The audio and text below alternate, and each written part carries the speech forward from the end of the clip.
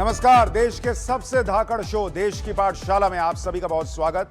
मैं हूं सुशांत सिन्हा और आज पाठशाला का वीकेंड स्पेशल। जैसा मैंने आपको कहा था कि पाठशाला अब आप सातों दिन देख पाएंगे और वीकेंड स्पेशल में भी आपके लिए वो बहुत सारी खबरें लाया हूं जिन्हें हम ऐसे रिसर्च के साथ आपको बताएंगे कि आप उस खबर के मास्टर हो जाएंगे। तो इस वक्त पाठशाला के इस वीकेंड स्पेशल की शुरुआत करते हैं और सबसे पहले पहला अध्याय।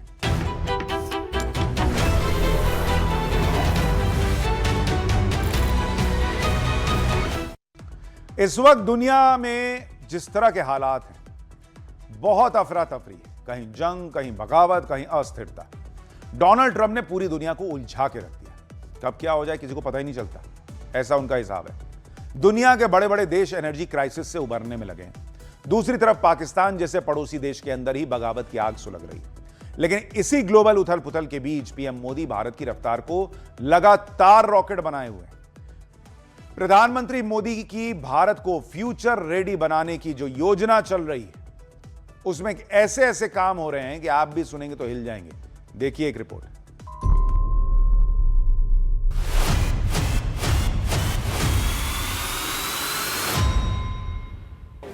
बुलेट ट्रेन है पहचान हमारी, बुलेट ट्रेन है पहचान हमारी, ये उपलब्धि है मोदी जी आपकी और हमारी।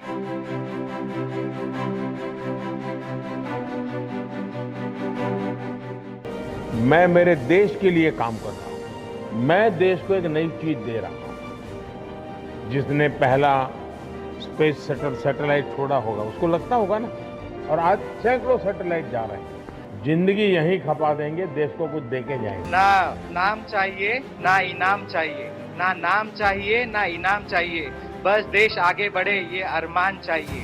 मोदी जी आपका हर सपना साकार हो, मोदी जी आपका हर सपना साकार हो, देश का नाम ऊंचा रहे हर बार बार हो।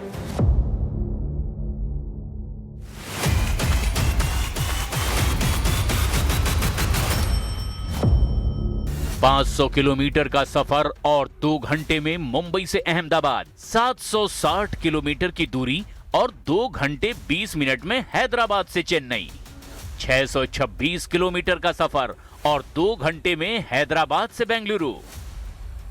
एक तरफ पड़ोसी पाकिस्तान आर्थिक संकट और आंतरिक अशांति जैसी चुनौतियों से जूझ रहा है, दूसरी तरफ मिडिल ईस्ट जहां ईरान, इजराइल और अमेरिका से जुड़े तनाव खाड़ी में अस्थिरता को बढ़ा रहे हैं, और यूरोप जहां रूस यूक्रेन युद्ध अब भी वैश्विक चिंता बना हुआ है।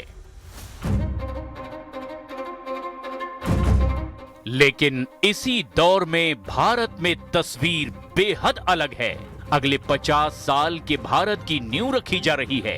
रेल की रफ्तार, तकनीक की ताकत और इंफ्रास्ट्रक्चर का विस्तार देश के भविष्य का नया नक्शा तैयार कर रहा है।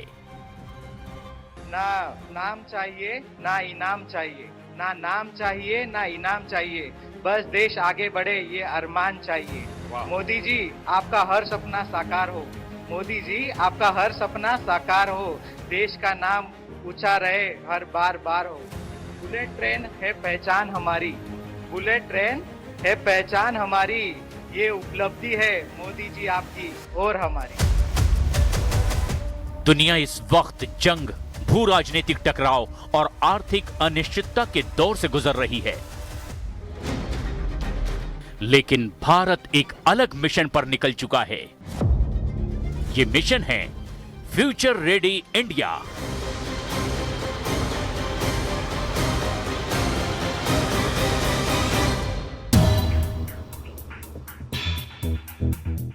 एक ऐसा भारत जहां 500 किलोमीटर का सफर सिर्फ 2 घंटे में पूरा होगा, जहां हाइड्रोजन से ट्रेन चलेगी, जहां पेट्रोल नहीं इलेक्ट्रिक मोबिलिटी नई पहचान बनेगी, जहां इंफ्रास्ट्रक्चर 2047 के विकसित भारत की नींव बनेगा। 2047 यानी आजादी के 100 साल। ये सिर्फ एक तारीख नहीं बल्कि एक लक्ष्य है।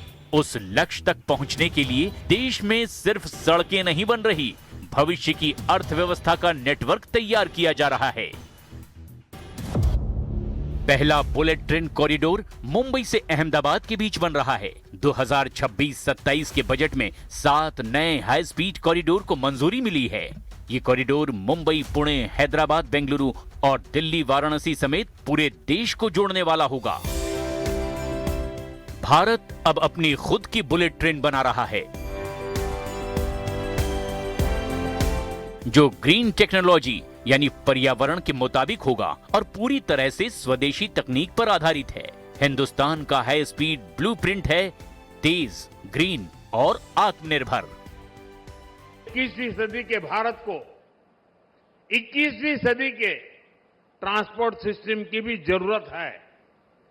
इसलिए आज देश में रेल से रोड तक, मेट्रो से एयरपोर्ट तक हम मॉडर्न ट्रांसपोर्ट फैसिलिटी डेवलप भी कर रहे हैं और उन्हें आपस में कनेक्ट भी कर रहे हैं।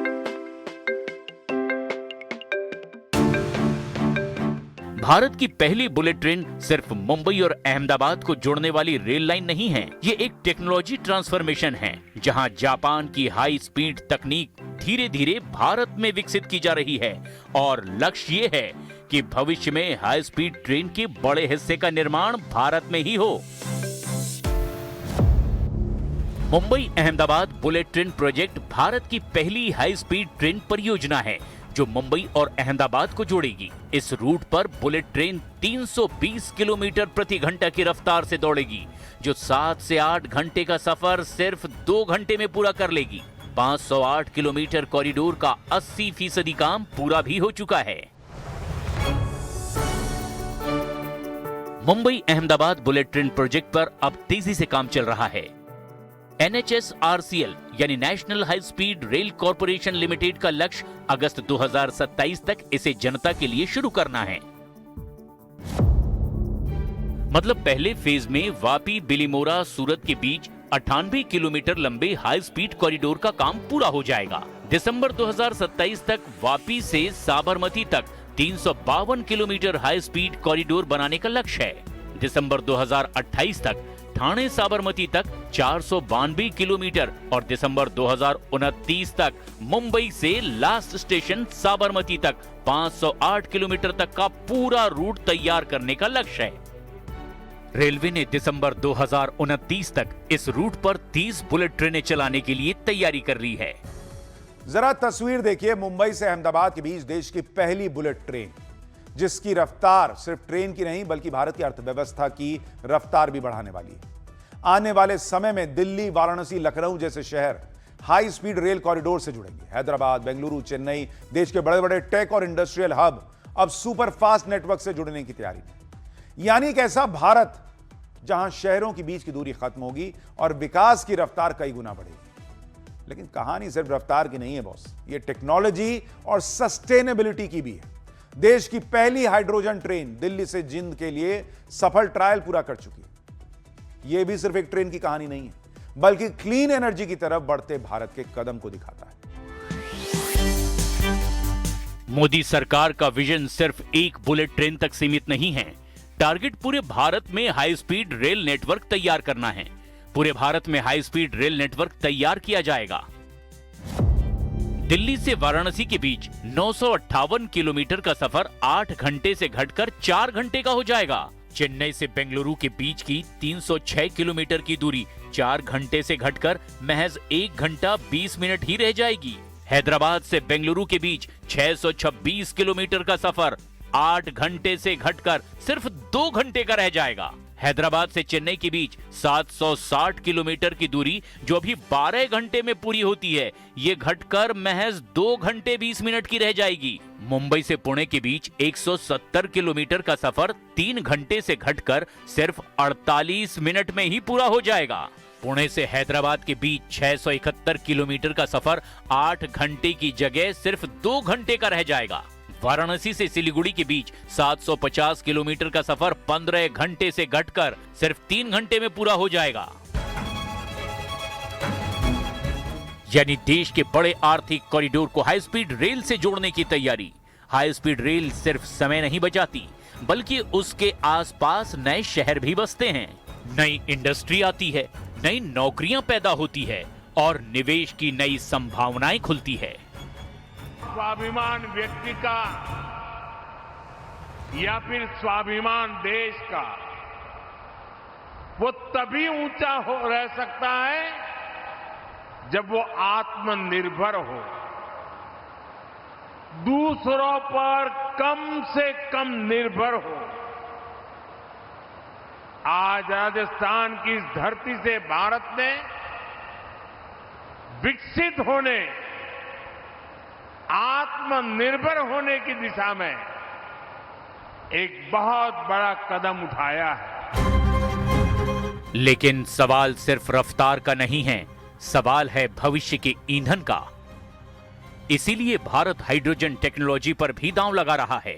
देश की पहली स्वदेशी हाइड्रोजन ट्रेन ने हाल ही में दिल्ली जींद रूट पर सफल हाई स्पीड ट्रायल पूरा कर लिया है। यानी ट्रेन ऐसी जो भविष्य में कम प्रदूषण और स्वच्छ ऊर्जा की दिशा में बड़ा कदम मानी जा रही है। ये भारत की पहली स्वदेशी हाइड्रोजन ट्रेन है जिसमें डीजल की जगह हाइड्रोजन फ्यूल का इस्तेमाल होता है। ट्रेन ने 120 किलोमीटर की रफ्तार से दिल्ली से जींद रूट पर पहला सफल ट्रायल पूरा किया। सबसे खास बात यह है कि इसमें कोई धुआं नहीं निकलता, सिर्फ भाप निकलती है। दुनिया जब नेट जीरो की बात कर रही है, तब हिंदुस्तान रेलवे के भविष्य को ग्रीन टेक्नोलॉजी के साथ जोड़ने की कोशिश कर रहा है।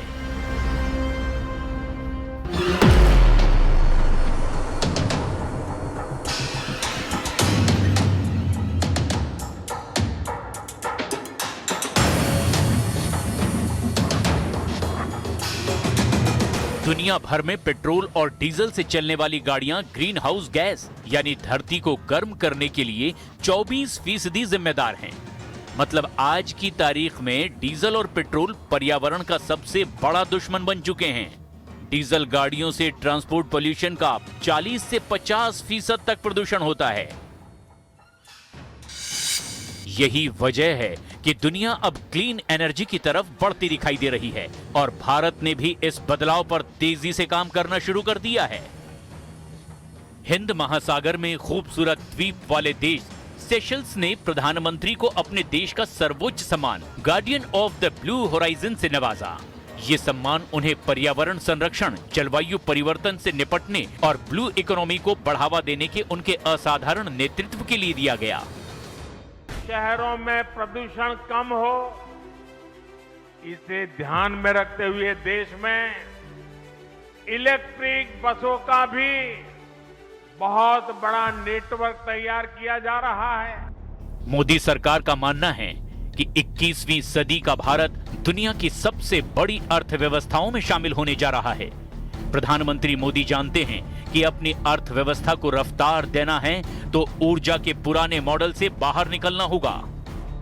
यही वजह है कि एक तरफ हाइड्रोजन ट्रेन पर काम हो रहा है तो दूसरी तरफ देश में इलेक्ट्रिक गाड़ियों के लिए सबसे बेहतर इकोसिस्टम तैयार किया जा रहा है। राजधानी दिल्ली की भी बात करता हूं, जहां ईवी पॉलिसी 2.0 के जरिए इलेक्ट्रिक मोबिलिटी को बड़े पैमाने पर बढ़ावा दिया जा रहा है। सब्सिडी, चार्जिंग, इंफ्रास्ट्रक्चर और भविष्य की सख्त नीतियां साफ इशारा कर रहे हैं कि आने वाले सालों में पेट्रोल डीजल के वाहनों का दौर धीरे धीरे खत्म होने वाला है। देश की राजधानी दिल्ली अब इस बेहतर और नए बदलाव का टेस्टिंग सेंटर बनने जा रही है। नई EV policy electric 2 wheeler, 3 wheeler और सार्वजनिक परिवहन सभी को धीरे धीरे इलेक्ट्रिक मॉडल की तरफ ले जाने की कोशिश कर रही है। दिल्ली सरकार ने प्रदूषण से जूझ रही राजधानी को साफ हवा देने के लिए ईवी पॉलिसी 2.0 लागू कर दिया है। अब 1 जुलाई 2026 से खरीदी जाने वाली सभी इलेक्ट्रिक गाड़ियों पर रोड टैक्स और रजिस्ट्रेशन फीस पूरी तरह माफ होगा। 2 व्हीलर, 3 व्हीलर, ई रिक्शा और मालवाहक गाड़ियों पर 10,000 रुपए से 1 लाख रुपए तक की सब्सिडी मिलेगी। पुरानी BS4 गाड़ियों को स्क्रैप करने पर भी 1 लाख रुपए तक इंसेंटिव मिलेगा। ईवी पॉलिसी को सपोर्ट करने के लिए अगले 4 सालों में 32,000 से ज्यादा चार्जिंग पॉइंट लगाए जाएंगे। सरकारी बेड़े को पूरी तरह इलेक्ट्रिक बनाने का लक्ष्य है। मतलब 2030 तक 12,000 नई ई बसें होंगी। ट्रांसपोर्ट एग्रीगेटर जैसे उबर और ओला को भी अपने बेड़े में ईवी शामिल करना होगा। इन सभी पहल का मकसद सिर्फ एक है, पेट्रोल और डीजल पर निर्भरता को कम करना। मतलब अगर पहले भारत तेजी से चलने वाली ट्रेन बना रहा था, तो अब वो साफ ऊर्जा से चलने वाला भविष्य भी तैयार कर रहा है। लेकिन सवाल सिर्फ गाड़ी बदलने का नहीं है, सवाल उस ऊर्जा का भी है जो भारत की फैक्ट्रियों, उद्योगों और भविष्य की अर्थव्यवस्था को चलाएगी। भारत ने अपनी रिफाइनरी क्षमता को लगातार बढ़ाया है। अमेरिका में पिछले 50 वर्षों में एक भी नई रिफाइनरी नहीं बनी है। यूरोप की रिफाइनरी क्षमता लगातार कम होती गई है। वहीं भारत आज विश्व की चौथी सबसे बड़ी रिफाइनरी क्षमता वाला देश बन चुका है। राजस्थान में प्रधानमंत्री नरेंद्र मोदी ने बाड़मेर ग्रीनफील्ड रिफाइनरी परियोजना का दौरा किया। ये सिर्फ एक रिफाइनरी नहीं, बल्कि भारत के ऊर्जा भविष्य का एक बड़ा निवेश है। प्रधानमंत्री मोदी ने बालोतरा के पचपदरा में देश के पहले ग्रीनफील्ड एकीकृत रिफाइनरी सह पेट्रोकेमिकल परिसर का उद्घाटन किया। ये भारत की पहली ऐसी रिफाइनरी है जो पेट्रोकेमिकल दोनों को एक साथ जोड़ती है। इसकी क्षमता सालाना 9 मिलियन मीट्रिक टन रिफाइनिंग और 2.4 मिलियन मीट्रिक टन पेट्रोकेमिकल उत्पादन की है। इससे सीधे 35,000 लोगों को रोजगार मिलेगा, जबकि इनडायरेक्ट तरीके से 60,000 लोगों के लिए रोजगार की व्यवस्था होगी और इसके जरिए भारत की रिफाइनिंग क्षमता में जबरदस्त इजाफा होगा। पेट्रोकेमिकल उद्योग को एक नई ताकत मिलेगी और पश्चिम भारत एक बड़े औद्योगिक केंद्र के रूप में उभरेगा। हमने संकट शुरू होते ही रिफाइनरीज के सामर्थ्य पर फोकस किया। औद्योगिक काम के लिए जो गैस बनती थी, उसकी जगह रिफाइनरीज को रसोई गैस एलपीजी बनाने के लिए कहा गया और 7 दिनों के भीतर भीतर एलपीजी के उत्पादन में बढ़ोतरी हुई। लेकिन भविष्य की अर्थव्यवस्था को सिर्फ ऊर्जा नहीं चाहिए, उसे दिमाग भी चाहिए। उस दिमाग का नाम है सेमीकंडक्टर। आज मोबाइल हो, कार हो, फाइटर जेट हो, एआई हो या फिर सैटेलाइट, हर आधुनिक तकनीक एक छोटी सी चिप पर टिकी है। इसीलिए प्रधानमंत्री मोदी बार बार भारत को सेमीकंडक्टर हब बनाने की बात करते हैं। पीएम मोदी ने गुजरात के साणंद में देश के तीसरे सेमीकंडक्टर प्लांट का उद्घाटन किया। 7,600 करोड़ रुपए की लागत से बने इस प्लांट में हर साल 20 करोड़ से ज्यादा चिप तैयार होंगे, जबकि हर साल 500 करोड़ चिप प्रोडक्शन का टारगेट रखा गया है। कि अभी यहां से हर साल 20 करोड़ चिप्स निकलेगी। 20 करोड़। आपको लगता होगा कि मोदी जी ने गलती कर दी, 20 लाख को 20 करोड़ बोल दिया, इधर ताली बजाने में देर हो गई। 20 करोड़। और मुझे बताया गया आप सभी यहीं नहीं रुकने वाले हैं। आपने हर साल 500 करोड़ चिप्स का लक्ष्य रखा है।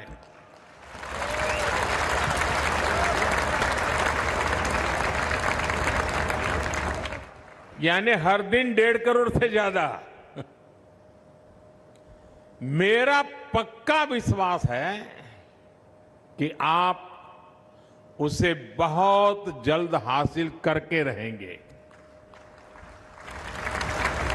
ये भरोसा इस बात का भी है कि सेमिकॉन इंडिया प्रोग्राम तेज गति पकड़ रहा है। Step by step, brick by brick और अब चिप बाय चिप। मैं सीजी सेमी की पूरी टीम को, राज्य सरकार और पूरे देश को बहुत बहुत बधाई देता हूं। दुनिया आज चिप सप्लाई चेन को लेकर नई रणनीति बना रही है और भारत चाहता है कि वो दुनिया का बाजार न रहे बल्कि दुनिया का निर्माता भी बने, यानी रफ्तार, ग्रीन एनर्जी, सुरक्षा ऊर्जा और सेमीकंडक्टर, ये चारों मिलकर उस फ्यूचर रेडी भारत की तस्वीर बनाते हैं जिसकी नींव आज रखी जा रही है।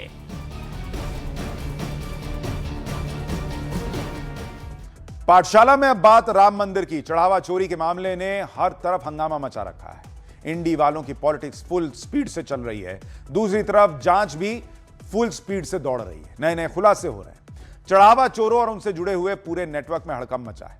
किस तरह से यह सब हो रहा है और पॉलिटिक्स कहां जाकर रुकेगी, जरा देखिए क्या क्या हो गया है।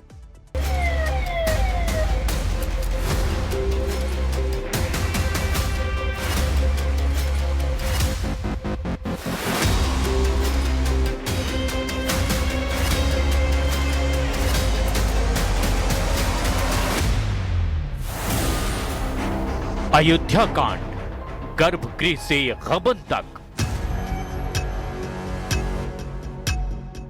राम मंदिर में चढ़ावा चोरी एक ऐसा अयोध्या कांड साबित हो रहा है जिसने करोड़ों सनातनियों की आस्था पर बेहद कठोर प्रहार किया है। सवाल उठ रहे हैं कि चढ़ावा चोरों का महागठबंधन बनाने वाला कौन था? कौन था जिसने राम मंदिर ट्रस्ट की आड़ में राम दरबार का खजाना लूट लिया और किसी को कानो कान खबर तक नहीं लगी? क्या वाकई 16 से 18 हजार रुपए पाने वाले मामूली कर्मचारी ही चोर हैं या पर्दे के पीछे कोई बहुत बड़ा महाठग बैठा है?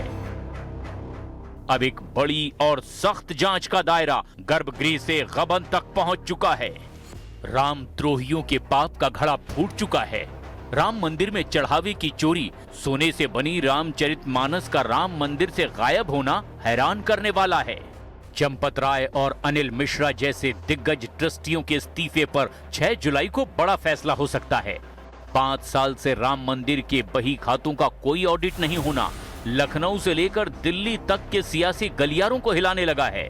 विश्व हिंदू परिषद और आरएसएस की साख दांव पर है। चढ़ावा चोरी पर मचा सियासी संग्राम और जांच के सवालों के भंवर में फंसते चढ़ावा चोरों का आका आखिर कौन है? इससे जानने के लिए पूरा देश अयोध्या की तरफ टकटकी लगाए देख रहा है।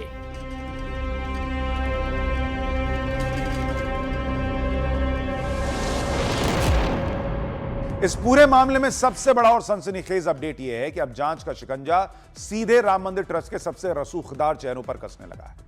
रामलला के नाम पर हुई इस लूट में अब ना तो ट्रस्ट के महासचिव चंपत राय बचेंगे कहा जा रहा है और ना ही सदस्य अनिल मिश्रा।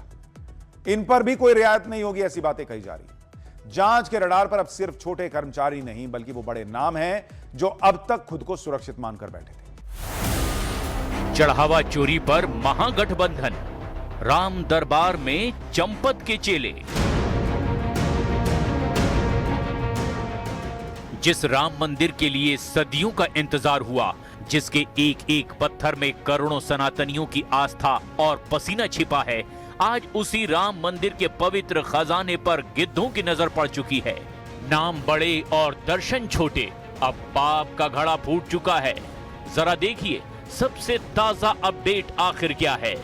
चोरी, जांच और 6 जुलाई को अयोध्या में राम मंदिर ट्रस्ट की मीटिंग को लेकर जबरदस्त माहौल बन चुका है।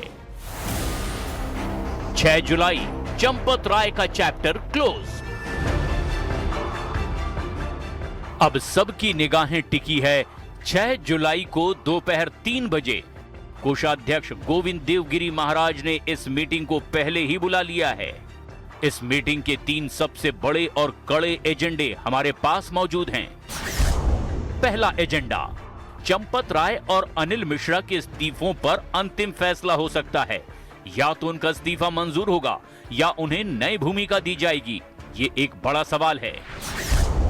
दूसरा एजेंडा, सबको चौंकाने वाला खुलासा ये है कि ट्रस्ट के पास भक्तों द्वारा दान किए गए सोने चांदी के जेवरातों का आज तक कोई आधिकारिक ऑडिट ही नहीं हुआ। साल 2025-26 के अनऑडिटेड आय व्यय के बही खातों को सबके सामने रखा जाएगा, जिसे लेकर ट्रस्टियों में भारी तनाव है। पिछले 5 सालों के अनऑडिटेड आय व्यय और बैलेंस शीट को मेज पर रखा जा सकता है। तीसरा एजेंडा, अब मनमानी पूरी तरह से खत्म होगी। राम मंदिर के रोजमर्रा के काम और भारी भरकम फंड को मैनेज करने के लिए अब किसी नेता या धार्मिक पदाधिकारी की बजाय एक पेशेवर और कड़क सीईओ यानी मुख्य कार्यकारी अधिकारी की नियुक्ति पर मोहर लग सकती है। संजय सिंह ने तो सबूत दिए हैं भाई, संजय सिंह ने तो सबूत दिए हैं, डॉक्यूमेंटेड प्रूफ हैं कि एक जमीन रातों रात कितने करोड़ की आपने ली और कितने करोड़ की बेच दी। उनके दस्तावेज को विवेचना में शामिल करिए ना। और आप जो बात कह रहे हैं, मतलब चोरी ऊपर से सीना चोरी, हर चीज के ऊपर मिट्टी डाल देंगे। भाजपा का विरोध करते करते कब वे भारत का विरोध करेंगे, कोई पता नहीं। उनके दैनिक दिनचर्या का हिस्सा है, वे निरंतर इसके साथ लगे रहते हैं, वे लगातार इन कर्मों के साथ जुड़े हुए हैं। उनकी आस्था तब आहत नहीं होती है जब बाबरी ढांचे का समर्थन वे लोग करते हैं, तब भारत की आस्था की चिंता उनको नहीं होती है। क्या 6 जुलाई को ट्रस्ट की मीटिंग में हो जाएगा चंपत राय का चैप्टर क्लोज? चंपत राय, अनिल मिश्रा और गोपाल राव पर अभी तक सख्त कार्रवाई न होने के पीछे आखिर क्या है अंदर की खबरें? क्या बीएचपी और आरएसएस की साख दांव पर है? मोदी और योगी का असली एक्शन होने वाला है। कौन है असली चोर? एसआईटी के रडार पर मास्टरमाइंड। आप ये देखिए कि चढ़ावा चोरी के मामले में कैसे ताबड़तोड़ जांच चल रही है। आरोपियों की पुरानी तस्वीरें, chat, group photo, counting room के अंदर की तस्वीरें, सब कुछ एक एक करके सामने आ रहा है। न्यूज़ 18 इंडिया के पास एक ऐसा सबूत है जो आपको दिखाएगा आरोपी मोबाइल चैट में चढ़ावा चोरी को लेकर क्या क्या बात कर रहे थे। चढ़ावा की रकम जहां गिनी जाती थी, उस कमरे के अंदर की तस्वीर में क्या है? राम मंदिर के अंदर जाने के लिए आरोपियों के पास जो पास थे, उसमें क्या दिखा? आरोपी टिन्नू यादव के खिलाफ कौन सा नया गवाह सामने आ गया है? ये सब आपको एक एक करके हम बताने जा रहे हैं। पहले देखिए आज पुलिस ने कैसे चढ़ावा चोरी के एक आरोपी को जेल से निकाला और उसे उस जगह पर ले गई जहां चंदा चोरी के पैसों का बंटवारा होता था। ये 14 कोसी परिक्रमा रोड है। बताया जा रहा है यही वो जगह है जहां राम मंदिर में मिले दान और पैसों का बंटवारा किया जाता था। आरोपी अविनाश शुक्ला खुद अयोध्या पुलिस को इस ठिकाने पर ले आया। लाल कपड़े में दिख रहा यह शख्स अविनाश शुक्ला है, जिसे लेकर पुलिस यहां पहुंची है। बताया जा रहा है कि इस सीक्रेट ठिकाने से पुलिस के हाथ बहुत अहम सबूत लगे हैं। यह भी कहा जा रहा है कि यहां छिपाए गए कीमती सामान भी पुलिस ने बरामद कर लिए। 14 कोसी परिक्रमा रूट के सीक्रेट ठिकाने पर ले जाने से पहले मुख्य आरोपी अविनाश को अयोध्या पुलिस उस ठिकाने पर भी लेकर गई जहां वो खुद रहता था। अयोध्या का ये योग आश्रम, यही वो जगह है जहां से चंदा चोरी के 20 लाख रुपए बरामद हुए थे। पुलिस टीम के साथ इस तस्वीर में भी आपको अविनाश शुक्ला लाल कपड़े में दिखाई दे रहा होगा, जिसने गमछे से अपना मुंह छिपा रखा है। इसी योग केंद्र से पुलिस को 20 लाख रुपए मिले थे। यानी पुलिस हर एक कड़ी को जोड़ रही है।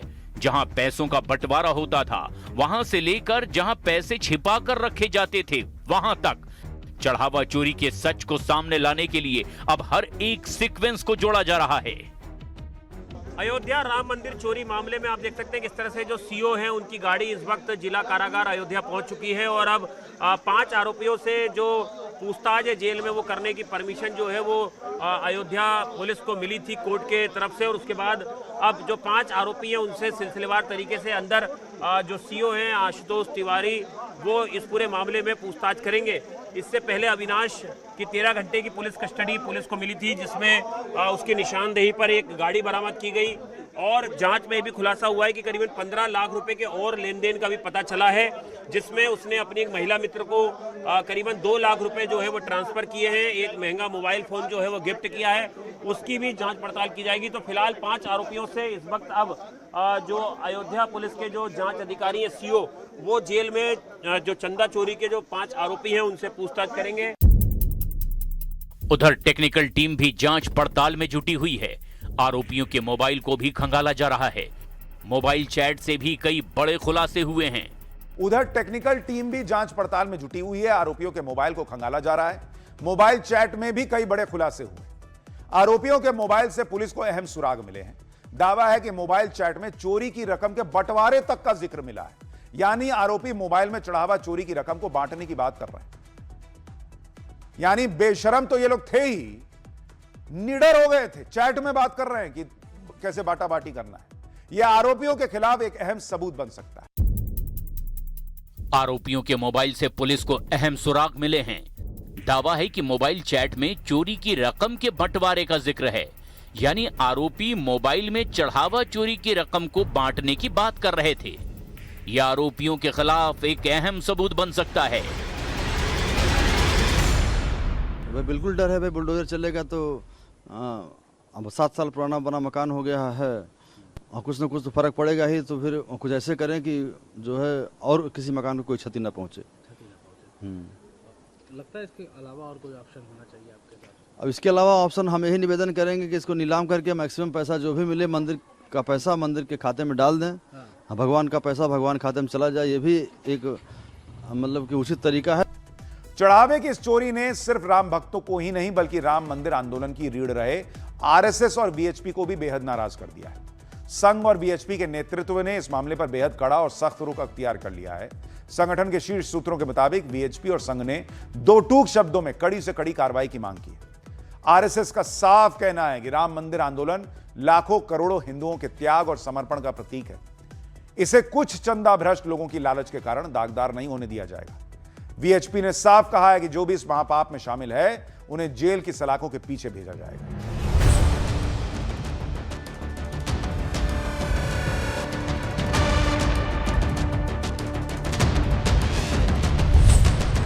चढ़ावा चोरी पर सियासी संग्राम, बिना सबूत विपक्ष का कोहराम।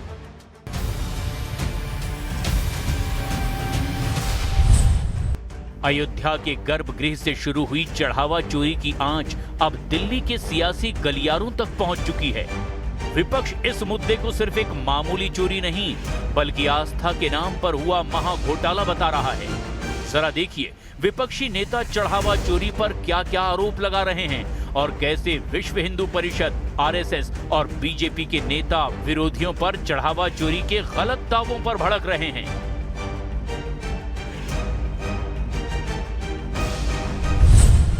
शिवसेना यूबीटी के प्रमुख उद्धव ठाकरे ने चढ़ावा चोरी पर आरोप लगाते हुए कहा, हम हिंदू माफ नहीं करेंगे। उद्धव ठाकरे ने 5 जुलाई से पूरे महाराष्ट्र में राम रक्षा आंदोलन शुरू करने की घोषणा की। समाजवादी पार्टी प्रमुख ने इस मुद्दे पर सोशल मीडिया के जरिए सरकार को लगातार घेरा। उन्होंने भगवान श्री राम का एक एआई वीडियो जारी करते हुए तंज कसा कि क्या आप फिर से वनवास पर चले गए। वहीं समाजवादी पार्टी के राम गोपाल यादव ने घोटाले को लेकर सबसे बड़ा दावा करते हुए कहा कि यह करीब 20,000 करोड़ रुपए का महाघोटाला हो सकता है। आम आदमी पार्टी के प्रमुख अरविंद केजरीवाल ने कहा कि यह आस्था के साथ किया गया महापाप है। आम आदमी पार्टी के ही संजय सिंह ने प्रेस कॉन्फ्रेंस करके दावा किया कि मंदिर के दान पात्रों से 200 करोड़ रुपए से भी ज्यादा की चोरी की गई, जिसमें 50 से ज्यादा कर्मचारी और बड़े रसूखदार लोग शामिल रहे। कांग्रेस की तरफ से प्रियंका गांधी वाड्रा ने कहा कि चढ़ावा चोरी करोड़ों भक्तों के साथ महापाप और छल है। धर्म और आस्था की मूल भावना को खंडित करने वाला महापाप बताया। कांग्रेस के ही दिग्विजय सिंह ने मांग की कि ट्रस्ट के पूर्व महासचिव चंपत राय और अनिल मिश्रा को तुरंत गिरफ्तार किया जाना चाहिए। वहीं दूसरी तरफ राम मंदिर चढ़ावा चोरी मामले में वीएचपी के अंतर्राष्ट्रीय अध्यक्ष आलोक कुमार ने आईयू को पत्र लिख करके मांग की है कि प्रियंका गांधी, अरविंद केजरीवाल, संजय सिंह और राम गोपाल यादव के सार्वजनिक बयानों की जांच की जाए। आलोक कुमार ने कहा कि इन्वेस्टिगेशन एजेंसीज इन सभी आरोपों की निष्पक्ष तरीके से जांच करे। अगर जांच के दौरान इन नेताओं के लगाए गए आरोप सही पाए जाते हैं तो कानून के मुताबिक आगे की कार्रवाई की जाए, और अगर जांच में ये आरोप झूठे या बेबुनियाद साबित होते हैं तो संबंधित लोगों के खिलाफ भी कानून के मुताबिक कार्रवाई की जाए। हमने तो कहा है कि पूरी जांच करो, जितने आरोप हैं उतनी जांच करो। अब कोई उसको चोरी कहे, कोई उसको लूट कहे, कोई उसको डकैती कहे, जांच से ही मालूम पड़ेगा कि क्या हुआ है। आलोक कुमार विश्व हिंदू परिषद के उन्होंने पत्र लिखा इन्वेस्टिगेटिंग ऑफिसर को, जिसमें प्रियंका जी, अखिलेश जी, रामगोपाल यादव जी, तमाम ऐसे नेताओं के नाम लिखे और उनसे सबूत मांगने का आग्रह किया कि साहब वो सबूत देंगे चोरी डकैती कैसे हुई। अरे चोरी कोई और करे, सबूत कोई और दे। राम मंदिर चढ़ावा चोरी मामले में केजरीवाल, रामगोपाल, संजय सिंह और प्रियंका गांधी के बयान दर्ज करने की मांग, क्या चढ़ावा चोरी की आड़ में भावनाओं के साथ खेल रहा है विपक्ष? राम मंदिर चढ़ावा चोरी के 5 आरोपियों से आज अयोध्या पुलिस ने लगभग 6 घंटे पूछताछ की। अब इसकी डिटेल भी जान लीजिए। पुलिस सूत्रों के मुताबिक अनुकल्प मिश्रा, लवकुश मिश्रा, रामशंकर यादव उर्फ टिन्नू यादव, करुणेश पांडे और मनीष यादव, इन सभी आरोपियों से पूछताछ में आरोपियों की चोरी के पैसे से बनाई गई प्रॉपर्टी की महत्वपूर्ण जानकारी पुलिस के हाथ लगी है। आज की पूछताछ के बाद पुलिस आरोपियों की चोरी के पैसे से बनाई गई प्रॉपर्टी की जांच पड़ताल करेगी। मामले की जांच कर रहे सीओ अयोध्या आशुतोष तिवारी ने भ्रष्टाचार निवारण अधिनियम के विशेष जज रजत वर्मा की कोर्ट में पूछताछ की अर्जी दाखिल की थी। इससे पहले पुलिस ने जेल में अविनाश से पूछताछ की थी और फिर उसकी पुलिस कस्टडी भी ली थी। जरूरत पड़ने पर आज की पूछताछ के बाद फिर से इनकी एक एक करके पुलिस कस्टडी ली जा सकती है। खबर तो ये भी है कि राम मंदिर दान चोरी के आरोपी अविनाश शुक्ला की संपत्ति कुर्क करने की तैयारी हो रही है। अयोध्या पुलिस की चिट्ठी के बाद प्रतापगढ़ के डीएम ने 2 साल में खरीदी गई जमीन और गाड़ियों की जांच भी शुरू कर दी है। गायब हुई सोने की रामचरितमानस, चीख रहे चोरी के सबूत। इस महा घोटाले में सबसे गंभीर मोड़ तब आया जब पूर्व केंद्रीय गृह सचिव एस लक्ष्मी नारायण ने एक सनसनीखेज दावा किया। उन्होंने बताया कि उनके परिवार ने रामलला को 24 कैरेट सोने के पत्रों यानी कि पन्नों से निर्मित 147 किलो वजनी एक अत्यंत दिव्य सोने की रामचरितमानस दान की थी। लक्ष्मी नारायण का कहना है कि करीब 5 महीने तक इस ग्रंथ की पूजा की गई, लेकिन अब ये मंदिर परिसर से अचानक गायब या अनट्रेसेबल है। एस लक्ष्मी नारायण का सीधा आरोप है कि पूर्व महासचिव चंपत राय ने इस बहुमूल्य ऐतिहासिक धरोहर की कोई आधिकारिक रसीद उनके परिवार को दी ही नहीं थी और ना ही अब इसकी वर्तमान स्थिति के बारे में कोई सही जानकारी दे रहे हैं। मेरे को बताया कि 15 इंच जहाँ अभी मेन सैंक्टम सैंक्टोरम के भगवान का विग्रह लगा है उसके 15 इंच दूर में मैं लगवाऊंगा। फिर सेकंड टाइम जब मिले थे तो मेरे को बोला कि नहीं इधर नहीं लगवाऊंगा, बाहर एंट्री में लगाऊंगा। हमने कहा चलो ठीक है, एंट्री पे भी लगा दीजिए ताकि लोगों का दर्शन हो पाए और लोग अपना जो भी रिस्पेक्ट पे करना है पे कर सकें। तो उन्होंने वो तो लगवाया ज़रूर था 5 महीने, उसके बाद वो वहाँ से चला गया। फिर मैं दुखी हुआ। जब नागपुर में आरएसएस प्रमुख मोहन भागवत से मीडिया ने इस घोटाले और जांच पर सवाल किए तो उन्होंने ऑपरेशनल कमेंट से बचते हुए केवल राम राम कहकर इस पर सीधे बोलने से परहेज किया। लेकिन अंदरूनी तौर पर संगठन इस बात को लेकर बेहद गंभीर है और अब सवाल उठता है कि क्या 16-17 हजार की सैलरी पाने वाले काउंटिंग स्टाफ जैसे अविनाश शुक्ला रामशंकर मिश्रा को बलि का बकरा बनाया जा रहा है या फिर ये एक संगठित चोरी है। चंदा चोरी के आरोपी जीजा साला का तो रौला ही अलग था। हमने आपको पहले भी दिखाया था कि किस तरह आरोपी लवकुश मिश्रा 25 लाख की जमीन पर 3 मंजिला आलीशान मकान बनवा रहा था, करोड़ों रुपए खर्च कर उस आलीशान बिल्डिंग को तैयार करवा रहा था, जिसमें बड़ा किचन, बड़े बड़े बेडरूम बनवाए जा रहे थे, घर में लिफ्ट लगाने की तैयारी थी। अब एक और एक्सक्लूसिव तस्वीर न्यूज 18 इंडिया के हाथ लगी है, जिसमें आरोपी अनुकल्प मिश्रा नई कार के साथ दिख रहा है। देखिए, बताया जा रहा है कि पिछले ही साल अनुकल्प मिश्रा ने यह नई कार खरीदी थी। 17 मई 2025 को यह कार खरीदी गई, यानी राम मंदिर से जुड़ने के बाद ही अनुकल्प ने यह गाड़ी ली। और इसकी सैलरी कितनी थी? 20,000 रुपया। 20,000 की सैलरी वाला लाखों की गाड़ी ले रहा है। किसी ने नहीं पूछा कि कहा भैया क्या हुआ ऐसा कि एकदम से सैलरी ले आते ही गाड़ी आ गई। हमें आरोपी अनुकल्प मिश्रा के आई कार्ड और मंदिर के लिए बनाए गए पास की एक्सक्लूसिव कॉपी भी मिली।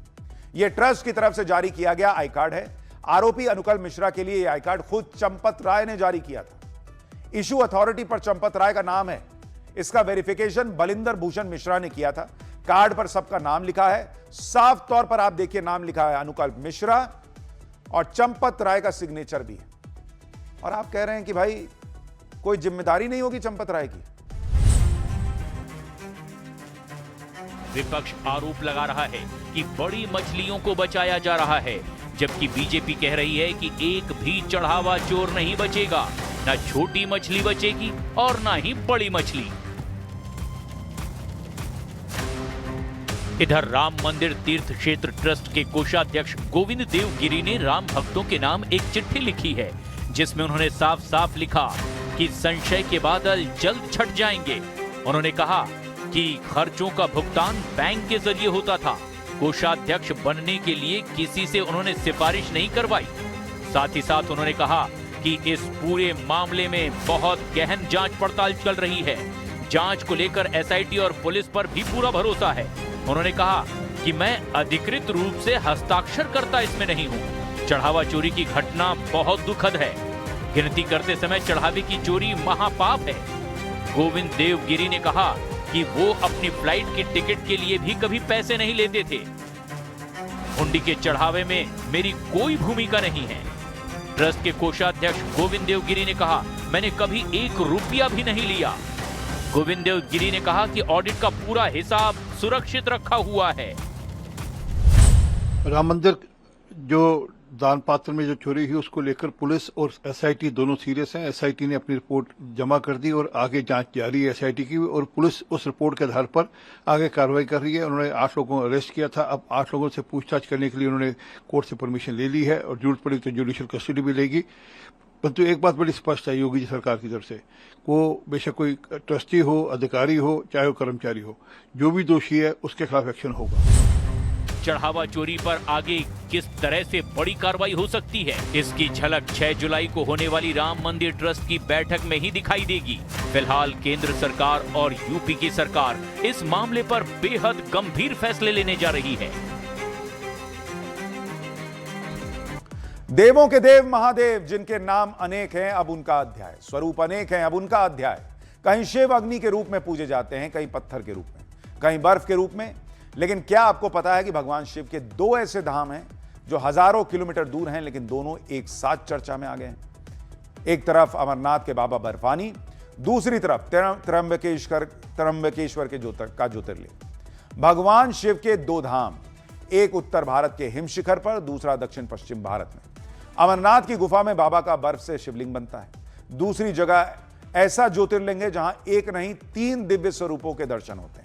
मतलब एक तरफ चंद्रकलाओं की तरह रूप बदलने वाले बाबा बर्फानी, दूसरी तरफ त्र्यंबकेश्वर जहां शिव के साथ ब्रह्मा और विष्णु के प्रतीक विराजमान माने जाते हैं। आस्था लोक का आखिर ये कैसा रहस्य है, आज भगवान शिव के इन रहस्यों और चमत्कारों का अध्याय आपके सामने लेकर आ रहा हूं।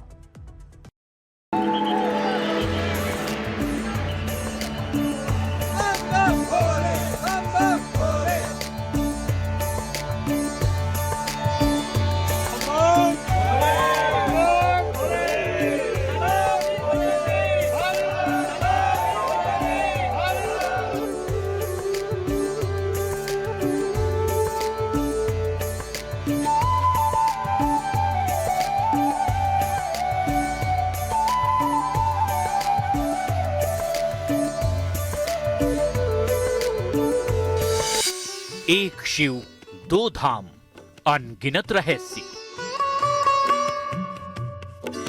हजारों किलोमीटर की दूरी, एक तरफ बर्फ से ढकी हिमालय की चोटियां, दूसरी तरफ ब्रह्मगिरी पर्वत की तलहटी, लेकिन दोनों धामों को जोड़ता है महादेव का अटूट विश्वास। एक शिव, दो धाम, लेकिन आस्था का संदेश एक धाम जहां चंद्र कलाओं की तरह रूप बदलने वाले बाबा बर्फानी हैं, जहां हर साल हिम से स्वयंभू शिवलिंग का प्राकट्य होता है। दूसरा धाम जहां शिव का ऐसा ज्योतिर्लिंग विराजमान है जिसका स्वरूप पूरे भारत में अद्वितीय माना जाता है। सावन के शुरू होते ही अमरनाथ यात्रा शुरू हो जाती है और हर हर महादेव का जयकारा लगाते हुए लाखों शिव भक्त कठिन पहाड़ी रास्तों को पार करके बाबा बर्फानी के दर्शन के लिए पहुंच जाते हैं। मान्यता है कि इसी पवित्र गुफा में भगवान शिव ने माता पार्वती को अमरता का रहस्य सुनाया था और इसीलिए इस पवित्र स्थान को कहा जाता है अमरनाथ। उधर महाराष्ट्र के नासिक में त्र्यंबकेश्वर 12 ज्योतिर्लिंगों में से एक धाम माना जाता है, जहां शिव के साथ ब्रह्मा और विष्णु के प्रतीक की एक साथ पूजा होती है। यहीं से जुड़ती है गोदावरी के उद्गम की पौराणिक परंपरा और यही सदियों से चली आ रही है अखंड शिव उपासना।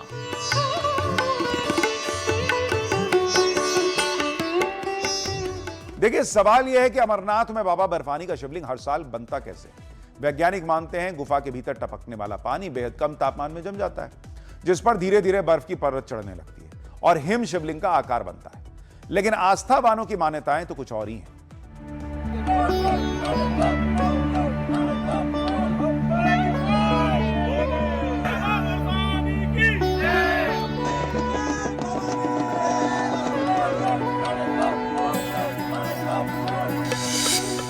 यात्रा पर बाबा बर्फानी के भक्त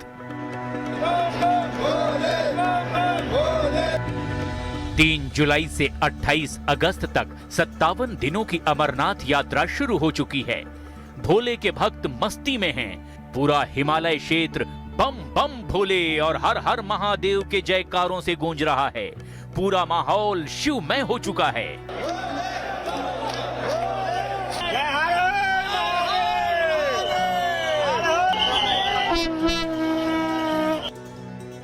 कठिन चढ़ाई और मौसम की चुनौतियों के बावजूद श्रद्धालुओं का उत्साह और आस्था देखते ही बनती है। 14 किलोमीटर का लंबा सफर बालटाल से भवन तक लोग सफर करके दर्शन करके आ रहे हैं। वापस आपसे बात करेंगे। सर, दर्शन करके आए? जी, बहुत बढ़िया दर्शन करके। कितना मुश्किल, कितनी कठिन लगी यात्रा? अरे इस बार तो मजा आ गया, बहुत बढ़िया अरेंजमेंट, इतना बढ़िया अरेंजमेंट आज तक नहीं देखा। रास्ता कठिन था?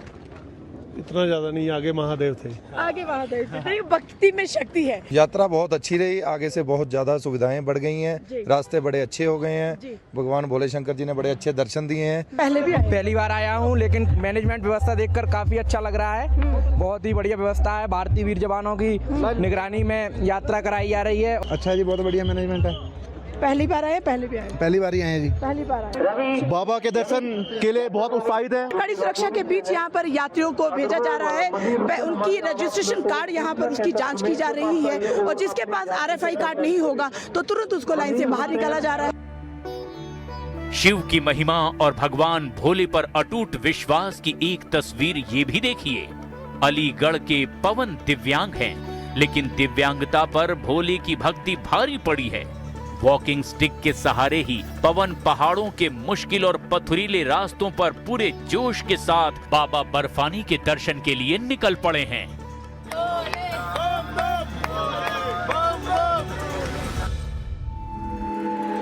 आस्था बनाम विज्ञान। हर साल हिमालय की गोद में अमरनाथ की पवित्र गुफा हर हर महादेव के जय घोष से गूंज उठती है। देश ही नहीं, दुनिया भर से शिव भक्त कठिन चढ़ाई और विपरीत मौसम को पार करके बाबा के दर्शन के लिए पहुंचते हैं।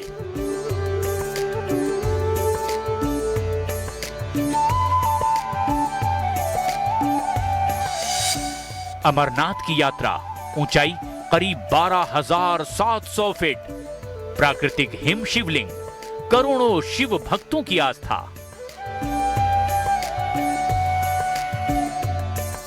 हिमालय की ऊंचाइयों में बसे बाबा बर्फानी, जहां प्रकृति हर साल अपने हाथों से शिवलिंग का निर्माण करती है। श्रद्धालुओं के लिए ये सिर्फ बर्फ नहीं बल्कि महादेव के साक्षात दर्शन हैं। यही वजह है कि हर साल कठिन यात्रा के बावजूद लाखों श्रद्धालु बाबा बर्फानी के दर्शन के लिए यहाँ पहुंच ही जाते हैं। मौसम ने जैसे करवट ली है, प्रशासन ने यात्रा को शुरू कर दिया। यात्रा रवाना होते ही बम बोले के जयकारे लग गए हैं। यात्रियों में ऐसा उत्साह देखने मिल रहा है। यात्रा मार्ग पर मेरी मौजूदगी है और देखिए किस तरह यात्रा जा रही है। हमसे बात करेंगे। कहाँ है?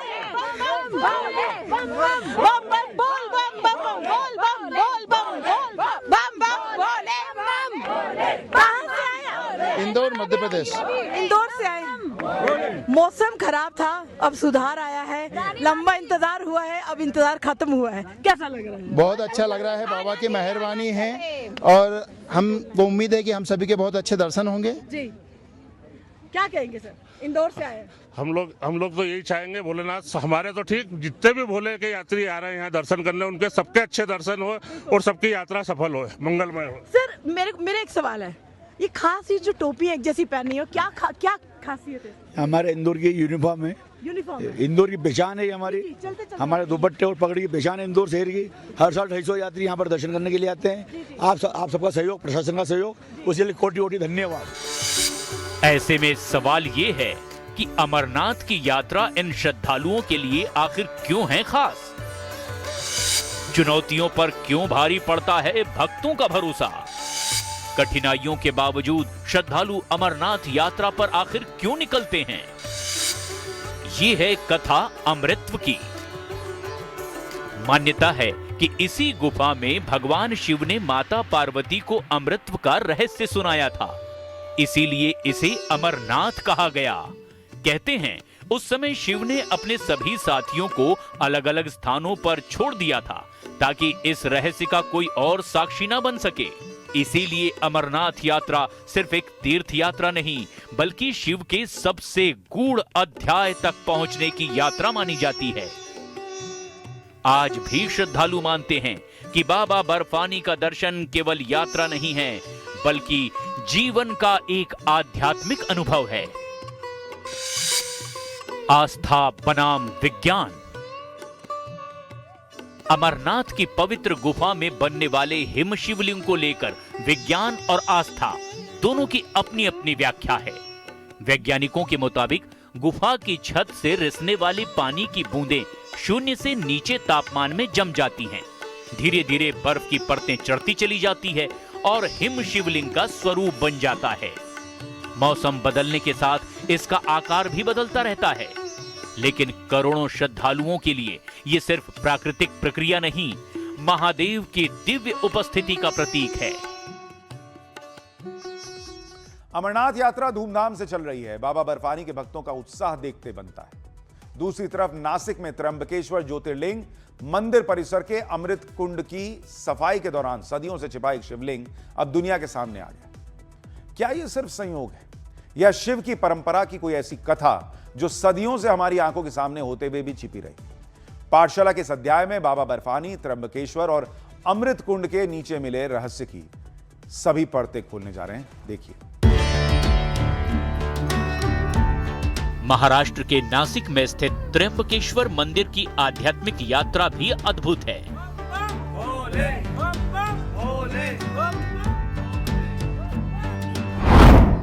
त्र्यंबकेश्वर सिर्फ 12 ज्योतिर्लिंगों में से एक नहीं, ये वो धाम है जहां आस्था, इतिहास और पुराण तीनों एक साथ दिखाई देते हैं। मान्यता है कि ब्रह्मगिरी पर्वत पर महर्षि गौतम का आश्रम था। सालों तक चले भीषण अकाल के बीच भी उनके आश्रम में अन्न और जल की कमी नहीं हुई। लेकिन एक घटना के बाद गौतम ऋषि ने भगवान शिव की कठोर तपस्या की। ऋषि गौतम की तपस्या से प्रसन्न होकर भगवान शिव ने वहां मां गंगा को प्रकट किया। यही धारा आगे चलकर गोदावरी के नाम से प्रसिद्ध हुई। दक्षिण भारत में उन्हें पतित पावनी मां गंगा को गोदावरी का नाम दिया गया।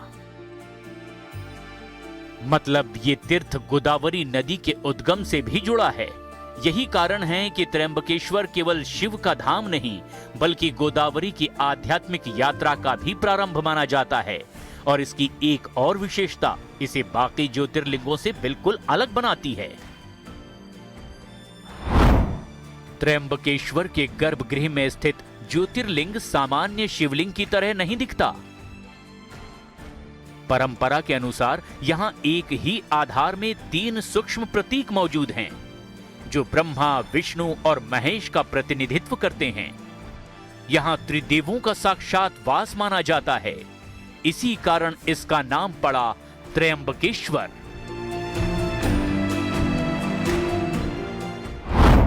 त्र्यंबकेश्वर मंदिर परिसर में हाल ही में अमृत कुंड की सफाई का भी काम चल रहा था। सदियों से जमा गाद और पत्थरों की परतें हटाई जा रही थी। तभी कुंड के भीतर एक शिवलिंग दिखाई दिया। अमृत कुंड की सफाई के दौरान मिले शिवलिंग ने कई सवाल खड़े कर दिए। क्या ये सिर्फ संयोग है या शिव की परंपरा की कोई ऐसी कथा जिससे दुनिया अब तक अनजान थी? शुरुआत में इसके करीब 240 साल पुराना होने का दावा किया गया। इस खोज ने मंदिर प्रशासन से लेकर इतिहासकारों तक सभी का ध्यान अपनी ओर खींच लिया। अब सवाल ये उठने लगे कि ये शिवलिंग किस काल का है और अमृत कुंड के भीतर ये शिवलिंग पहुंचा कैसे? क्या समय के साथ साथ ये जल में दब गया? क्या ये किसी पुराने मंदिर का हिस्सा था या फिर ये त्र्यंबकेश्वर मंदिर के इतिहास का अनछुआ अध्याय है? देखते ही देखते शिवलिंग की तस्वीरें वायरल होने लगी। हर तरफ इसी की चर्चा शुरू हो गई। हालांकि बाद में अमृत कुंड में मिले शिवलिंग पर मंदिर प्रशासन की तरफ से बताया गया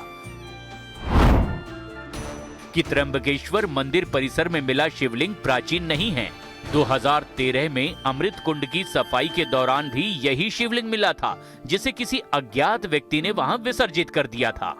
शिवलिंग का अपमान न हो इसीलिए उसे 65 फीट गहरे अमृत कुंड में स्थापित किया गया था। ये कोई प्राचीन शिवलिंग वगैरह स्थापित शिवलिंग नहीं है। हमने 2013 में, तब भी मैं वहीं पे ट्रस्टी था, तो अंदर जब कीचड़ और वो सब साफ सफाई करने के लिए आर्कियोलॉजिकल सर्वे ऑफ इंडिया ने इसको सब साफ सफाई किया था। तब एक नर्मदेश्वर साउथ वेस्ट कोने में नजर आया, तो कोई उठा के उसको लेके नहीं जाए, इसलिए एक गड्ढे में उसको हमने सीमेंट वगैरह डाल के तब उसको स्थिर कर दिया था। अमृत कुंड में मिला शिवलिंग भले ही प्राचीन ना हो, लेकिन इससे ना तो त्र्यंबकेश्वर मंदिर और ना ही अमृत कुंड के महत्व पर कोई फर्क पड़ता है। त्र्यंबकेश्वर मंदिर परिसर का अमृत कुंड पेशवा काल का बताया जाता है। कुंड की गहराई करीब 65 फीट है। इसी कुंड के जल से त्र्यंबकेश्वर शिवलिंग का अभिषेक होता है। अब इसी कुंड के भीतर एक प्राचीन शिवलिंग का मिलना इतिहासकारों के लिए भी बहुत बड़ा अचंभा बन गया है। अमृत कुंड सिर्फ जल का स्रोत नहीं, बल्कि त्र्यंबकेश्वर मंदिर की धार्मिक परंपराओं का अभिन्न हिस्सा है। इस कुंड को पेशवा काल का माना जाता है। इस कुंड का जल सालों से धार्मिक अनुष्ठानों में उपयोग होता रहा है। श्रद्धालु इसे पवित्र मानते हैं और परंपरा के अनुसार इसी जल से त्र्यंबकेश्वर महादेव का जलाभिषेक भी होता है। शिव की उपासना में प्रकृति और आध्यात्मिकता हमेशा साथ साथ चलती रही हैं। कहीं शिव स्वयंभू शिला के रूप में पूजे जाते हैं, कहीं ज्योतिर्लिंग के रूप में, तो कहीं प्रकृति की गोद में हर साल बनने वाले हिम शिवलिंग के रूप में। यही विविधता भगवान शिव की आराधना को अद्वितीय बनाती है। एक ओर हिमालय की बर्फीली गुफा है, दूसरी ओर ब्रह्मगिरी की तलहटी में विराजमान त्र्यंबकेश्वर। स्वरूप अलग हैं, रूप अलग अलग हैं, लेकिन दोनों धाम एक ही बात कहते हैं। महादेव को मंदिरों की दीवारों में नहीं, प्रकृति, इतिहास और श्रद्धा के संगम में समझिए। यही कारण है कि एक ओर हिमालय की गुफा करोड़ों लोगों को बुलाती है, तो दूसरी ओर त्र्यंबकेश्वर में त्रिदेव लोगों को चुंबक की तरह अपनी ओर खींचते हैं। पाठशाला की इस वीकेंड स्पेशल में आज के लिए इतना ही। नमस्कार।